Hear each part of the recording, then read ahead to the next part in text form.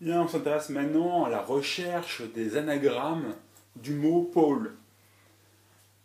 Alors, pour faire des anagrammes, il suffit tout simplement de permuter les lettres qui sont dans le mot.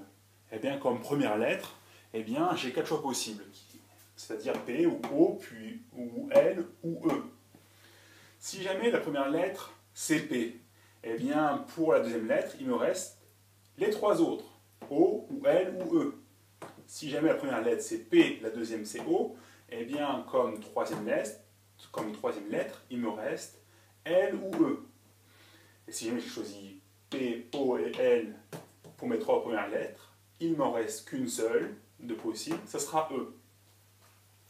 Ainsi, je me retrouve à avoir un bon nombre de terminaisons qui sont prévisibles. Donc là, il est possible de deviner le nombre d'anagrammes. Il faut avoir simplement en tête qu'au départ, j'en avais 4 possibilités, que pour la deuxième étape, j'en ai plus que 3, puis pour l'étape d'après, j'en ai plus que 2, et pour terminer, une fois que les 3 premières lettres sont choisies, il n'y en a qu'une seule de possible. Donc ça me fait 4 fois 3 fois 2 fois 1. Donc quand j'ai un mot de 4 lettres, eh bien j'ai 4 possibilités pour la première lettre, 3 pour la deuxième, 2 pour la troisième et une dernière possibilité pour la dernière lettre.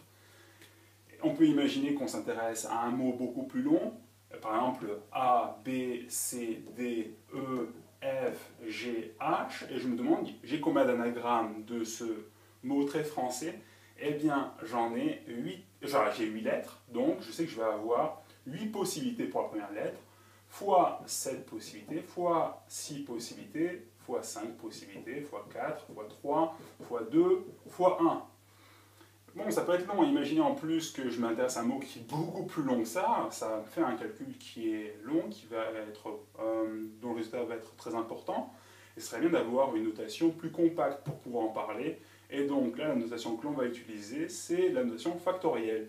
Ça, ce 8 fois 7 fois 6 fois 5 fois 4 fois 3 fois 2 fois 1, eh bien ça se note de manière beaucoup plus courte, factorielle de 8. 4 fois 3 fois 2 fois 1, ça n'est rien d'autre que factoriel de 4. Et donc, dès qu'on aura à la recherche des anagrammes d'un mot où aucune lettre n'est répétée, eh bien, il nous suffira de prendre le nombre de lettres et de rajouter un petit point d'exclamation, ça nous donnera le nombre d'anagrammes. Voilà, donc ça c'est pour le cas où il n'y a pas de répétition.